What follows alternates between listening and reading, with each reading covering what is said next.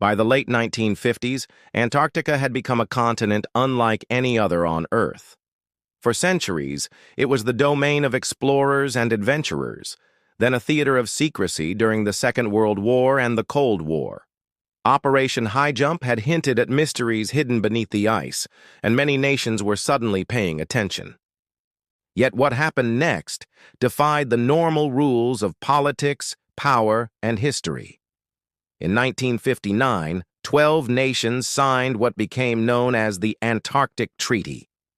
At first glance, it seemed simple. Antarctica would be used for peaceful purposes only, military activity would be banned, and scientific research would be shared openly. But behind this unusual agreement lies a story filled with unanswered questions. Why was the treaty created in the first place? Consider the context. The world had just endured 2 world wars and was now locked in the Cold War. The United States and the Soviet Union competed fiercely across every corner of the globe, from space exploration to nuclear weapons. Yet when it came to Antarctica, the rivalry seemed to vanish overnight. Enemies sat at the same table and agreed to keep the frozen continent free of conflict. This was unprecedented. No continent in history had been declared neutral, demilitarized, and dedicated solely to science. The treaty froze territorial claims and banned any exploitation of natural resources. Oil, coal, and precious minerals, whatever wealth lay hidden beneath the ice, were suddenly declared untouchable. For a world driven by greed and power, this decision was extraordinary. What made Antarctica so different? Some historians argue the treaty was simply practical. The cost of establishing control in such a hostile environment outweighed the benefits. Others claim it was an act of global cooperation, a rare moment of humanity setting aside conflict in the name of science. But for many, the official explanation is not enough. They believe something else motivated world powers to seal Antarctica away. The timing is curious. The treaty followed directly after Operation Highjump and the International Geophysical Year of 1957-1958, when nations launched dozens of scientific expeditions to Antarctica. These missions collected massive amounts of data, but not all of it was made public. Rumors spread that something was discovered beneath the ice, something so significant that nations agreed it must remain hidden.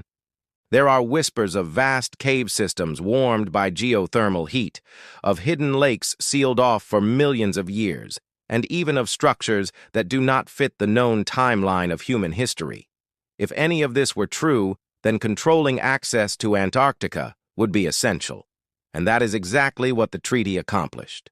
For ordinary people, travel to Antarctica is almost impossible without government approval. Even today, the continent is guarded by strict regulations.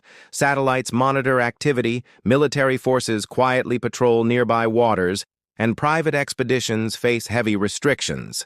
Some suggest this is to protect the fragile environment. Others believe it is to keep whatever secrets lie beneath the ice safely out of reach. What is undeniable is that Antarctica is treated with extraordinary caution. No drilling for minerals, no permanent settlements, no weapons. In a world where nations fight over every piece of land, Antarctica stands alone. The Antarctic Treaty has since grown to include more than 50 nations, but its original spirit remains untouched. It is often described as one of humanity's greatest diplomatic achievements. Yet beneath its surface lies an unspoken tension. What would happen if the ice revealed something undeniable, proof of lost civilizations, unknown technologies, or resources too valuable to ignore? Would the treaty hold, or would the continent become a battleground once more? The story of the Antarctic Treaty is one of contradictions. It is a symbol of peace, but also of secrecy. It promises science for all, yet restricts access for most. It was born in an age of rivalry, yet united bitter enemies. And so the frozen continent remains locked away, protected by laws unlike any seen before. Whatever was found, or feared, in the years leading up to 1959 may still rest beneath the endless sheets of ice. For now, Antarctica keeps its silence, guarded not by armies, but by agreements written on paper. But silence does not last forever, and history has taught us that secrets have a way of rising to the surface.